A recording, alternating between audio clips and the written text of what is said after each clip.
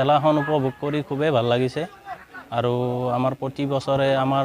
ইমান ওচৰত এখন মানে ফুটবল খেলা উপভোগ কৰাৰ সুবিধাখন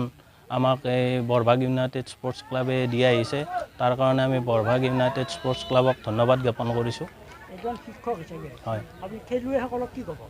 মই খেলুৱৈসকলক এটা কথাই কওঁ যে মানে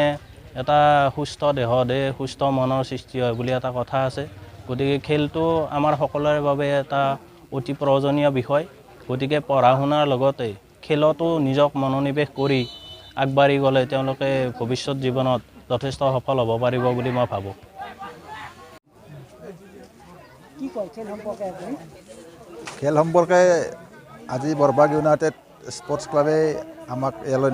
আমন্ত্ৰিত অতিথি হিচাপে নিমন্ত্ৰণ জনাই যিখিনি সন্মান যাচিলে তাৰ কাৰণে মই প্ৰথমতে বৰভাগ ইউনাইটেড স্পৰ্টছ ক্লাবক ধন্যবাদ জ্ঞাপন কৰিছোঁ আৰু যিহেতু সুদক্ষ খেলুৱৈ দেশৰ গৌৰৱ এই চেগতে খেলুৱৈসকলকো ধন্যবাদ জ্ঞাপন কৰিছোঁ আৰু খেলুৱৈসকলৰ উজ্জ্বল ভৱিষ্যত কামনা কৰিছোঁ